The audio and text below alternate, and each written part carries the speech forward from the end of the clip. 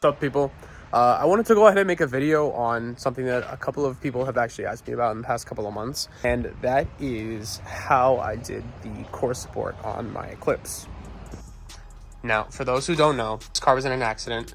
Essentially, the entire front end was completely destroyed, as well as the entire rear end. That front end being destroyed required me to completely replace the core support from the frame rails and forward, and I did all of this myself. The main question that people have is how. So I'm going to go through all of that today. I'm going to go through what I used. I'm going to go through what methods there are to use. I'm going to go through what method I used, and I'm going to go through things that you will want to avoid. So I actually left the rad support on for this, and I did leave it unbolted just to show kind of every little part of the process. I left a couple things bolted in just so people have an idea of what it looks like on versus what it looks like off. The first thing I'm going to address is the tools that I used. Pretty simple. I'm going to go through all of these right now. I'm sure most of you guys know what most of these are, but we're going to go through every single one individually. So these tools right here, pretty simple. This right here is a belt sander. I would recommend using a hammer drill, not an impact. I just don't have my hammer on me at the moment. This is a center punch. We have a 3/8 bit, step bit. This is a riv nut setter, and then this is the riv nut setter pack. Now, over on this side, we have a Chicago electric spot welder, and here we have a titanium easy flux core welder. Now, I'm going to go over the two kind of processes that you can do with this. The one that I used required the riv nut setter, it required the drill bits, it required the hammer drill, and it required the easy flux welder. Now, I'm going to go over the other one as well, but I want to go over this one first so you guys know what I did. So to simplify it, drill out the old spot welds with the 3/8 and then use the step bit up into 3/8 if you have to, or use a smaller one. Use cutting fluid, of course. Drill them out, take the old one off, drill out a used one, throw the used one on, and then bolt it up or weld up the holes. Now, the other method is using a belt sander and the spot welder, which is also something that I'm going to go over, but I want to go over this one first, just so you guys see what I did. So the first step in all of this is trying to figure out where you're going to take parts off and what parts you're going to take off. So if you look down here, you're going to see something called a spot weld. It is these two little holes right here. These are both called spot welds. Now, these come factory in every single body panel on essentially every single unibody car. So the first step in this entire process is drilling these out. Now, I used a standard bore of 3/8 inch. I started on a much smaller drill bit, and then I sized up with the step bit. You can do whatever works for you. You can use a step bit, or you can use drill bits of each size. I found the step bit helps you center it more, because if you do not center the drill bit as much as possible, you won't get an even cut on the spot weld. So if we look down here, you're going to see a bunch of holes all up on this side, all up on the top here, all down this end, all on here, etc. Okay, now all of these holes are the spot welds that I drilled out. I'm going to go over every single location for these spot welds on these front ends a little bit later, but I want to go over what I did first. So essentially, to get the core support here off, the core support on this car is the whole core support is from right here on this line, this front panel, all of this, as well as this bottom core under here, everything going along here back to this side.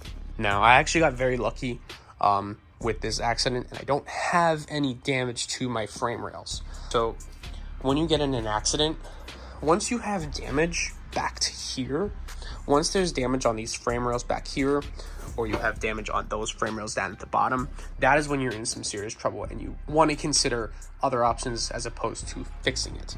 I got very lucky, and both of my frame rails were perfectly fine, and I had no issues whatsoever with them. So the first thing you want to do before you do anything is you want to buy a pneumatic squaring tool. I'm going to put a picture up on screen here. Essentially, what a pneumatic a measurer for different parts of your body panels on your vehicle to make sure they're still at their OEM spec. For example, we're going to take this hole right here. We're going to take the hole on the other side in the same position. We're going to take this hole right here, and we're going to take that hole on that side. In theory, if these are square, then this hole, as well as that top hole on this side, should have the same measurement as this hole to that hole.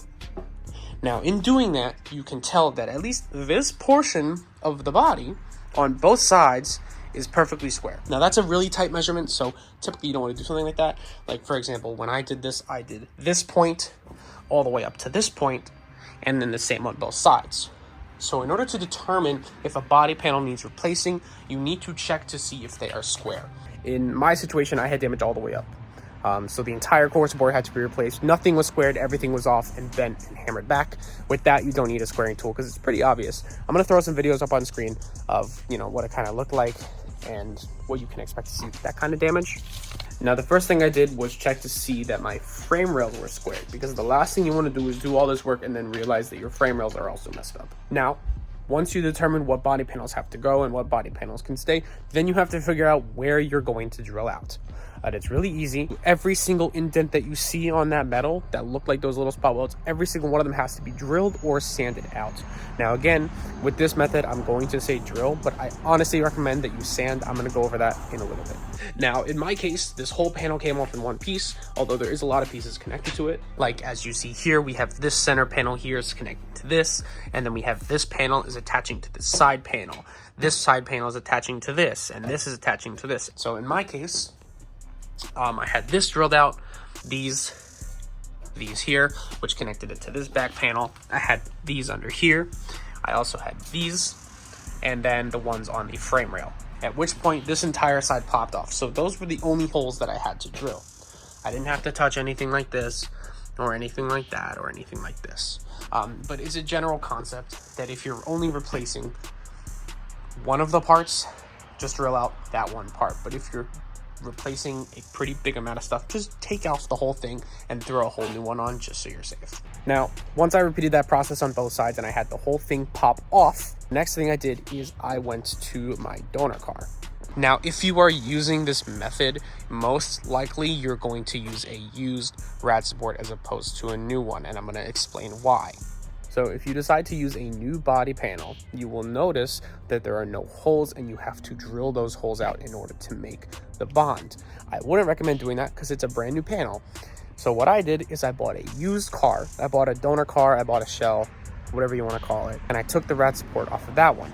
And in drilling out the holes on that one as well, I lined up the holes with the one on my other car, and that allowed me to just bolt it right on. It is very important to, before you take a body panel off of another car to use, you want to square out that entire panel the same way you're doing with your own car, right? If it is not squared, don't take it off. Get one that's squared. Get one that has not been touched. Get one that hasn't been dented. Make sure every single inch of that body panel is squared before you take it off. All that said and done, put the other body panel on, test fit it. The first thing you want to do when you put it back on this body, put it on, and then like a few of the holes line up, put like a bolt and a nut or something on a couple on each side just to get it tied down. Put your hood, put your fenders, put your bumper back on. Make sure everything sits flush. Make sure everything looks good. Make sure it's gonna look good once it's on the car permanently. Now guys, another thing, this applies to every single car, all right? Like, yes, for the Eclipse is specific, and I'm gonna show the specific aspects of that in a second. This is gonna work with every single car. If you don't have this car, but you're having the same issue, do it. It's the same thing. The only difference is some cars might have a bolt-on rad support, which is gonna make your life 100 times easier. Now, one thing I did learn the hard way from this. If you are not an experienced welder, filling the holes that you drilled out to take the body panel off is going to be very, very difficult. I only recommend trying to weld it if you are an experienced welder. Would really, really recommend that you have some experience before that. Because if you do not, you're not going to do it well. Filling holes is one of the hardest parts of welding, and it is one of the hardest things to get accurate, especially when you're working on such thin sheet metal. I believe this is all 16 gauge. So you want to make sure that you're really, really experienced and you know how to fill holes already if you're going to go that route. I used tappers and riv nuts, which you're going to see right in here. You're going to see the riv nuts right in here throughout all of these. Every single hole that lined up, I set a riv nut. Everything down in here has riv nuts. That allowed me to just bolt on the rad support directly, which meant that I can take it off whenever I want to.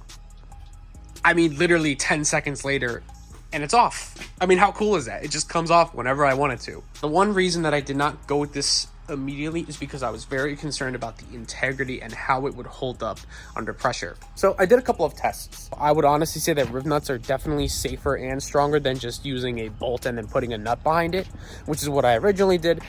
I didn't trust it, so I went with riv nuts. This is something you can do yourself. If you have an old body panel that you want to stress test and you have something that you can stress test, by all means do it. But essentially what I did just to make sure that it was going to work is I took one of my old body panels, cut it off, and then I drilled out every spot weld except for one. And on a separate panel, I drilled out every spot weld and put one riv nut. I set one riv nut and bolted it on. I stress tested them, and I stress tested both of them, and I did twists and I did turns and I did pulls, and they both held up the same. If anything, the bolts did a little bit better.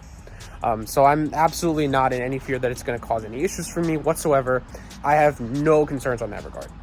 So that now takes us to the riv nut tool. This is your riv nut tool right here. So essentially all you do is you screw your little riv nut on here. This is an M6 riv nut, which essentially means a 10mm bolt, an M6 thread. That is what that means. If you're drilling a 3/8 hole or something just a tad bigger than that, M6 is going to work perfectly. So with this tool, all you have to do is extend it, thread on a riv nut, compress and seal that riv nut. So you compress it just like so. And as you'll see, that starts to thread in back there and it starts to extend out.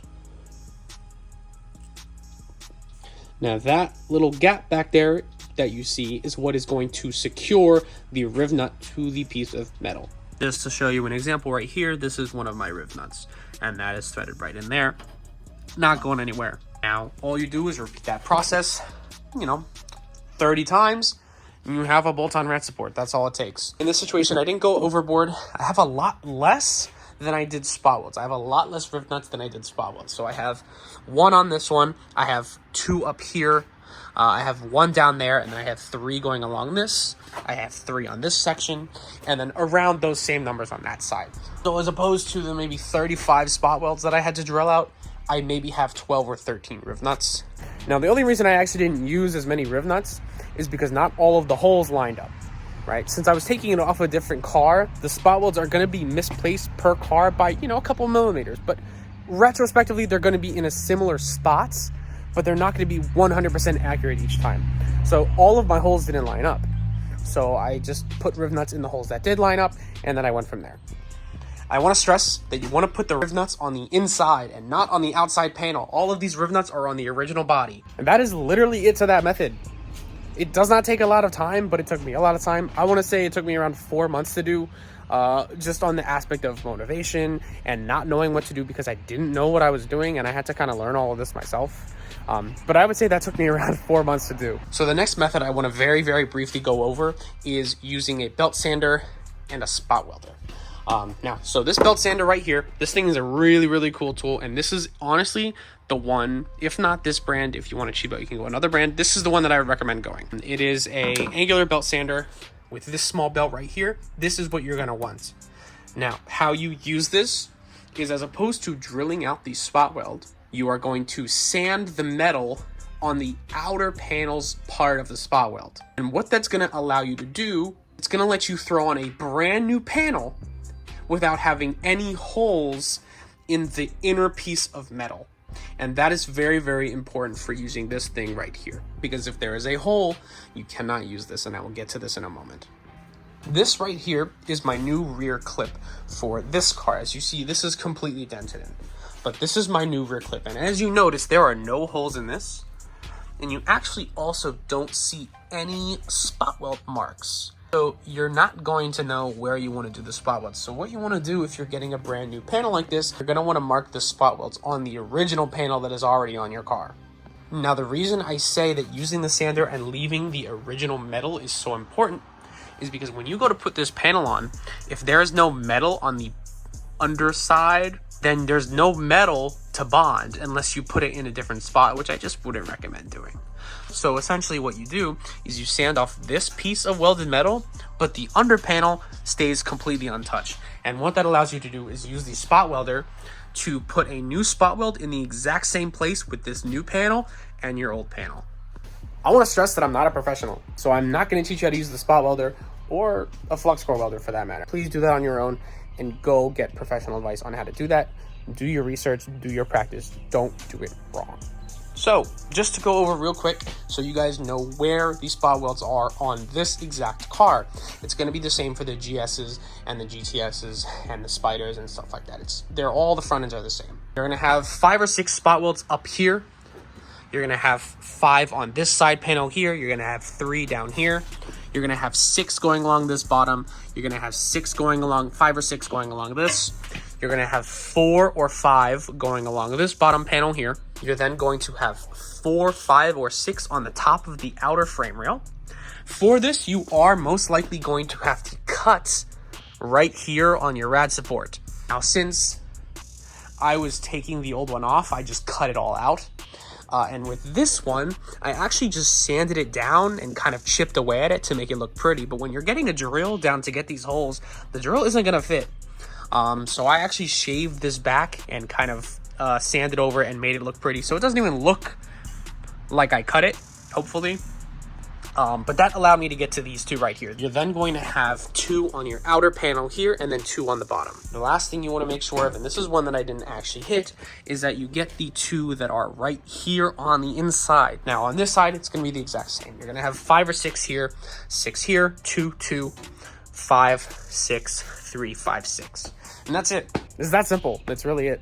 I really do want to stress being patient with this. There are going to be spot welds that you miss no matter how many times you do this. There are going to be a couple that you just forget and you don't see. And it's going to be stressful because you're going to try and take the panel off and it won't come off. Be patient, double, triple check, make sure you have every single one. Now, the last thing I want to stress one more time is being very precise with your drilling. If you are not precise, the spot weld might not come out with a 3/8, and then you might need to size up your drill bit or sand the inside of the actual hole.